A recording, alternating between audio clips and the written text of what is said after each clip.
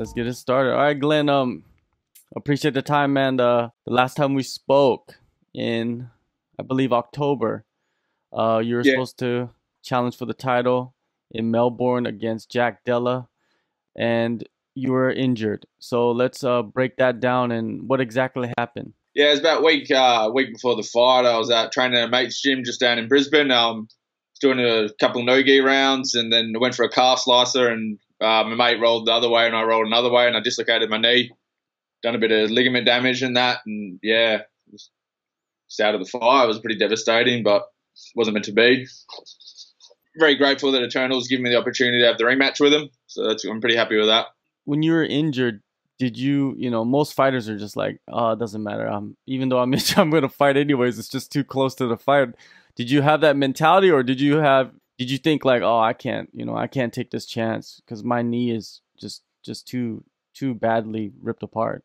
No, I was too bad. I had to see the surgeons and that, and they were about to operate. It was a grade 3 tear originally at the start. Then I went and see the surgeon and that, and just had a real bad grade 2 tear and a lot of PCL damage around my kneecap. So it was a bit. I don't think there's no chance of me fighting with it. So what happened actually? Did you go through a surgery? Did you just go through rehab? I done rehab. I was thinking about straight leg brace for about 6 weeks, and then rehab, and then over December I was moving from Queensland over to Perth, and just before I moved here, I got the all clear in December.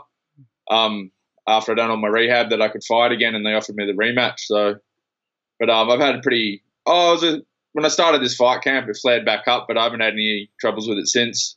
It's just doing sprints and stuff like that seemed to have aggravated it a bit, but it seems it's 100% now, so good to go. Being in the knee brace for 6 weeks, that must have been some crazy times for you, because you're used to going to the gym and working out and grappling and sparring and hitting mitts. And, what was that like in those 6 weeks? It was a bit. It was hard. I guess there was a lot of soul searching with what I wanted to do, because I always thought if I had a serious knee injury, I got to look at the big picture as like the rest of my life. If I have any serious injuries, I've already got a bad back. Didn't want to have crook knees and limping around for the rest of my life. So I've done a lot of soul searching, what I wanted to do and if I wanted to continue. I ended up chasing work up in WA, so I've moved over to WA now, and yeah, I plan to have this fight and then go from there with it, touch and go, see what happens. So the reason why you moved to WA is because of a job that you got over there? Is that why you went back? Yeah, and I'm originally from Perth and my family's over here and everything, so I've moved back to be close with my family and chasing more work up. More money in WA than there is in Queensland. So moving back to WA and getting your work going and everything, and you decided to step in with Kick-Ass MMA. Have you always had a relationship with those guys over there? No, well, I first met Steve Kennedy back when I first fought Josh Della. A lot of mates I went to high school with were training under him, and I was over here coming a week early to see my family, and they needed somewhere to train. I come down and met him, and yeah, I was a bit, being honest, the start of this camp was probably one of the scariest I've had, because I was jumping into a new gym. I didn't know if I'd get along with Steve. I didn't know if I'd get along with anyone from the gym. And I didn't really have enough time to sit there and try other gyms and, trial and error. I didn't have time to do that. I jumped straight into a fight camp because I came back to Perth and I had about 8 weeks of training, and that's all I had. But it's probably been, I know everyone says it's not a new gym, but it's probably been the best gym I've been to by a mile. The people over there have welcomed me, and the facilities are amazing, and the coaches, I couldn't ask for better coaches. So it's been good. Great. It was a great decision at the end of the day.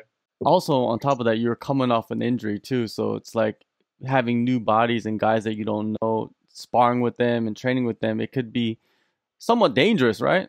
Yeah, it was. I think Steve was well aware of my injury, so he eased back into it. And, it's part of the game. It could happen with people that I've trained with long time, it happens.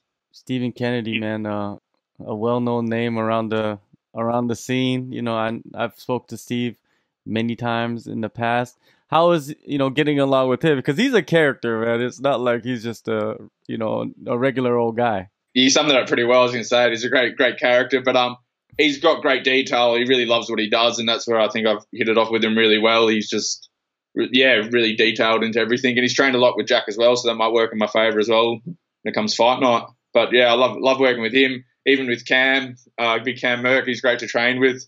He's made sure I'm ready for this fight. I've been working my striking with Marco. He's been great, and wrestling with Haas and Marcus Carney, they've been great to work with as well. First time I've had proper freestyle wrestling coaches to work with, and I've really enjoyed it. So Yeah, I noticed that about Steven's gym is that they do focus a lot on the wrestling aspect of it. Is that something that you didn't have in the past? not so. I have, but not so much in this detail. They're really like specific in their wrestling. As you know, it is different. It's the first time I've done it. The only other time I've done it was in AKA in Thailand. So to come to Australia and be able to have that at my fingertips has been great bonus for me. Other than the wrestling, what has changed for you, by switching camps? This one's been great with working with all the boxers that come in and out of Kick-Ass MMA. They've had some amazing strikers. We've got Floyd in there and Marco, great kickboxer.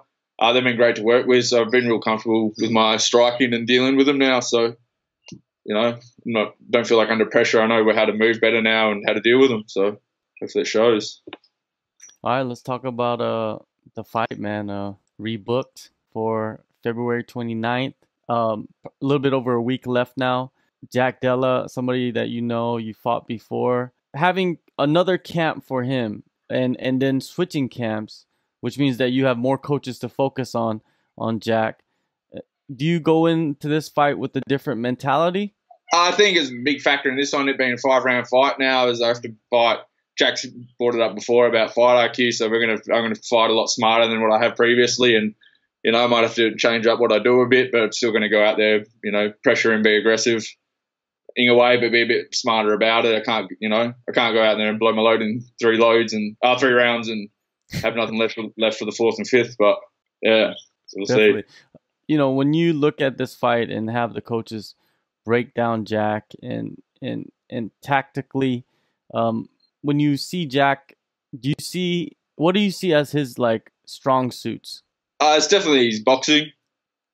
He's I think he picks his strikes a lot, and he's just real patient. And he is technically a very good striker, very accurate, and uses it very well. So I might just have to, dirty it up a bit, put him under a bit of pressure, see where it goes, see what his wrestling's like. I see in his last fight, he's shooting for a lot of takedowns and stuff. So we'll see how he goes against me when he does it. He's fighting someone that only had 2 pro fights, so he probably made it look a bit easier than what it was. Do you see this fight going 25 minutes? Do you see a dirty, nasty fight, all over the place, just wrestling, grappling, boxing, everything? Is that what you see?